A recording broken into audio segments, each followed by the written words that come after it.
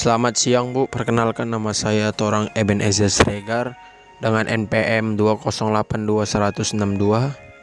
Kelas A2 ingin menjelaskan tentang usaha bisnis saya, yaitu saya berkepikiran dengan bisnis usaha pupuk organik, di mana pupuk organik adalah pupuk yang tersusun dari materi makhluk hidup seperti pelapukan, sisa-sisa tanaman, hewan, dan manusia. Pupuk organik dapat berbentuk padat atau cair yang digunakan untuk memperbaiki sifat fisik, kimia, dan biologi tanah. Pupuk organik mengandung bahan organik daripada kadar haranya. Keunggulan pupuk organik mengandung unsur mikro yang lebih lengkap dibanding pupuk anorganik dan memberikan kehidupan mikroorganisme tanah yang selama ini menjadi sahabat petani dengan lebih baik.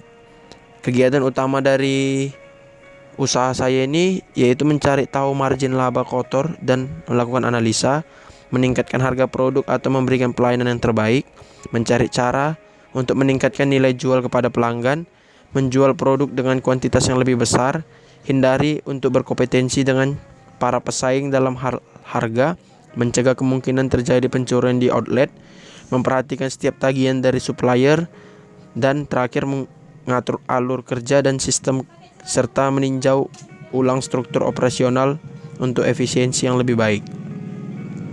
Yang ketiga, gimana cara meningkatkan omset di usaha saya, yaitu saya ada beberapa cara, yaitu membuat brand untuk pupuk anorganik itu sendiri. Contohnya kayak kita membuka brand sendiri, nggak mau kerja sama dengan brand lain atau membeli brand orang yang udah naik, dan lalu memperluas target pasar, meningkatkan kualitas produk, baru memberikan promo atau diskon terbaik, menjaga pelanggan agar tetap langganan, memberikan garansi jika pupuk yang kita pasarkan tidak bagus, dan membuat strategi pemasaran.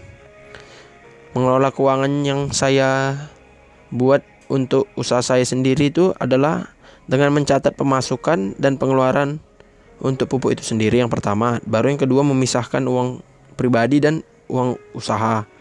Membuat anggaran secara rutin, menggunakan laba untuk mengembangkan usaha, menyiapkan dana darurat atau dana dingin, seperti dana yang tidak terpakai atau tabungan untuk tiba-tiba kita memerlukan sebuah modal yang besar, dan menggunakan software atau aplikasi untuk mengatur dan mengelola keuangan.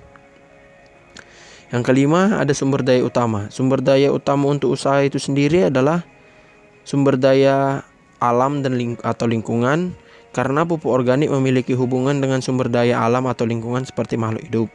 Yang kedua, sumber daya manusia. Ini seperti para pekerja, peminat pupuk itu sendiri, dan orang yang mengelola pupuk itu sendiri. Lalu modal untuk membuka usaha, teknologi untuk membantu jalannya usaha, contohnya strategis pemasaran, yaitu teknologi untuk membantu jalannya usaha, contohnya strategis pemasaran, manajemen keuangan dan pemasaran, atau kelembagaan. Lalu bagaimana mempersiapkan tim yang tangguh?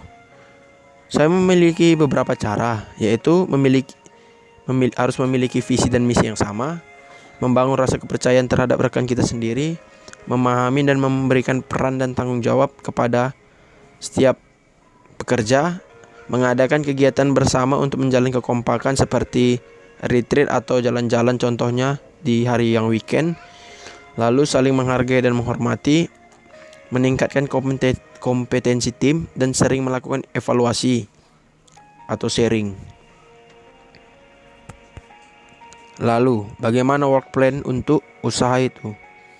Ada beberapa work plan, yaitu rencana manajemen, rencana pemasaran, rencana produksi, rencana keuangan, dan deskripsi usaha. Yang pertama dari rencana manajemen. Ada bentuk usaha, struktur organisasi, jumlah pekerja, dan rencana UKM atau mitra. Lalu setelah rencana manajemen ada rencana pemasaran yang terdiri dari target konsumen, wilayah pemasaran, situasi persaingan, dan jenis harga produksi. Setelah itu ada rencana produksi, yaitu yang pertama ada bahan baku, alat dan teknologi, proses produksi, kapasitor produksi. Ada deskripsi usaha, yang pertama bidang usaha, yang kedua jenis produk, keunggulan dan kegunaan, lokasi usaha, dampak usaha terhadap lingkungan, dan resiko bisnis. Dan yang terakhir ada rencana keuangan. Yang pertama itu sumber dana, yang kedua akumulasi dana, yang ketiga akumulasi pendapatan, keuntungan per bulan, dan keuntungan laba per tahun. Estimasi modal dan pendapatan atau keuntungan bisnis. Berikut adalah item untuk investasinya.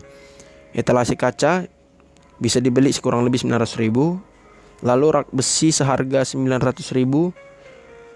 Meja, kursi dan biaya lainnya bisa menyampai 700.000. Dengan item-item penting di sana, besaran modal untuk investasi adalah 2.500.000. Berikutnya daftar barang yang akan saya jual di toko.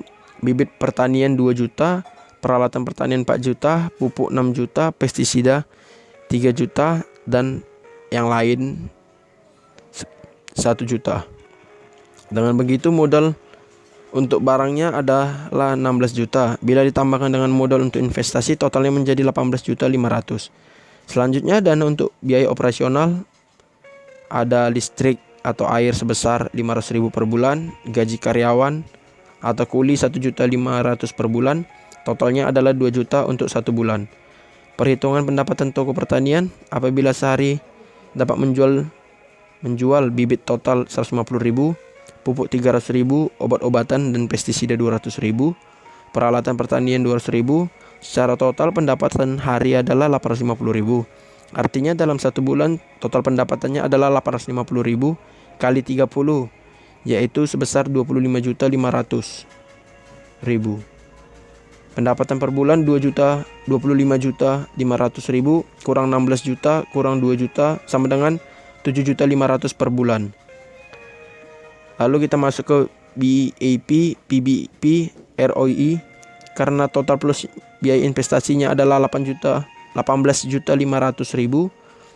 maka dengan pendapatan 7.500.000 modal sudah kembali secara keseluruhan di bulan ketiga.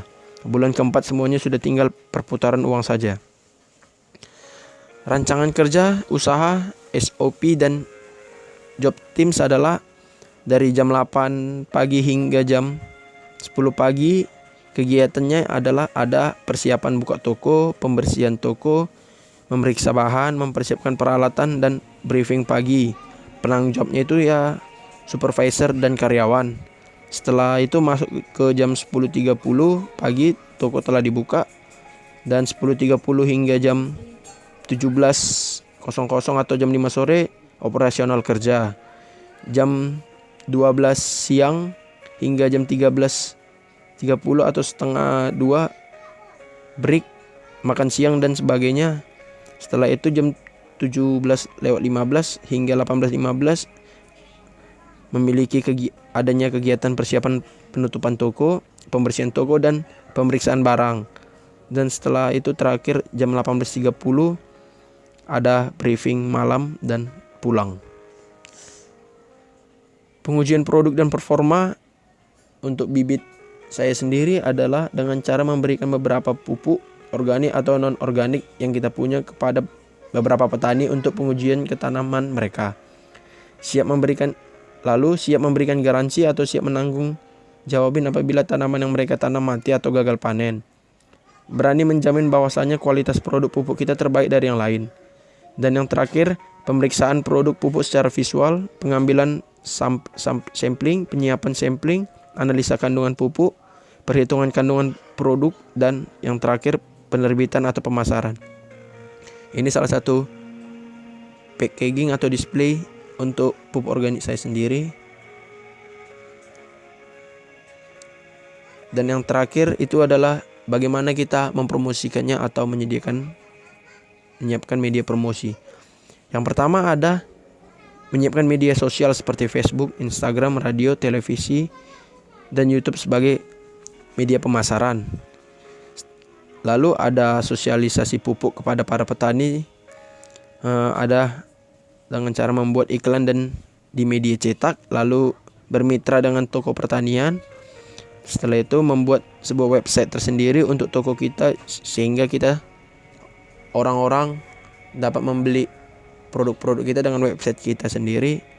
Memasang baliho atau billboard di daerah pertanian, dan berani mengadakan diskon besar-besaran seperti cashback dan buy one get one. Sekian hasil dari presentasi saya, Bu. Jika ada tutur kata yang kurang berkenan di video ini, mohon dimaafkan. Selamat siang, Bu. Terima kasih.